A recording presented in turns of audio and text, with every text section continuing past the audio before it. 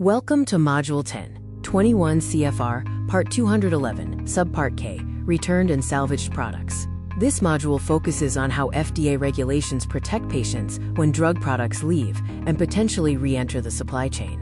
This section represents one of the final compliance safeguards in GMP operations. In this video, we will start with an overview of the applicable CFR requirements. Next, we will review the regulatory expectations for returned and salvaged products. Finally, we will conclude with a practical summary, comparing these two regulatory pathways. Subpart K consists of two key regulatory sections. Section 211.204 governs returned drug products, while Section 211.208 addresses drug product salvaging. Although related, these sections apply to very different risk scenarios and must be handled distinctly.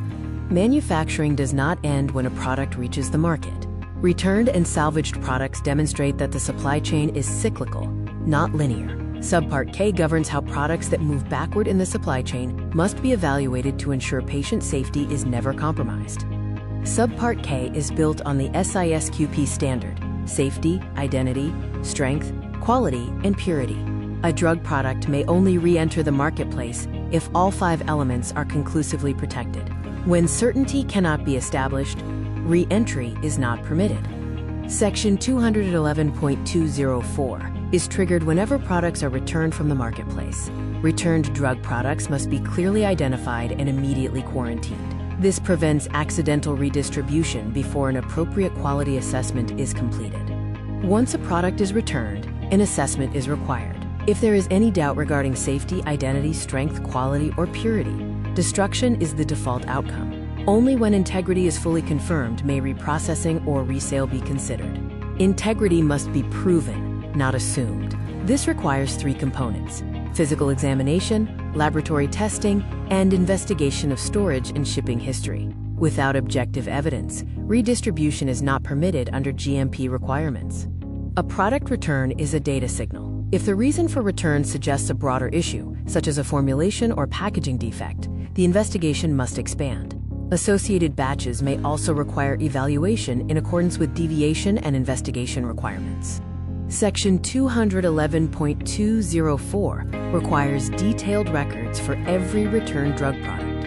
Documentation must include identification, dosage form, control numbers, quantities, reasons for return, and final disposition. Incomplete documentation is a compliance failure. Section 211.208 applies to drug products exposed to high-risk conditions. These include temperature or humidity extremes, smoke, pressure changes, radiation, or excessive age. Salvaging addresses abnormal events, not routine business returns.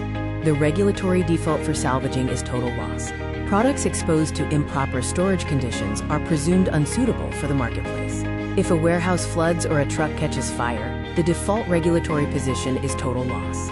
Salvaging is permitted only when 2 conditions are met. First, laboratory data must confirm the product meets all SISQP requirements. Second, inspection evidence must prove the product was not exposed to the damaging condition. Both conditions are mandatory. Organoleptic examinations, such as sight or smell, may only serve as supplemental evidence. They are never sufficient on their own. Regulatory compliance requires analytical data to support all salvaging decisions. In summary, returned products are typically routine and may be reprocessed if integrity is proven. Salvaged products involve abnormal risk events and are presumed lost unless strict criteria are met. Understanding this distinction is essential for GMP compliance. Compliance with Subpart K requires written procedures.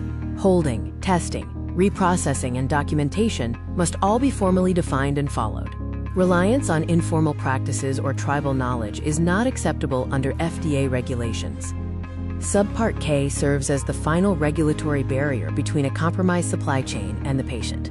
Through strict adherence to holding, testing, and documentation requirements, we protect safety, identity, strength, quality, and purity. Compliance is patient protection.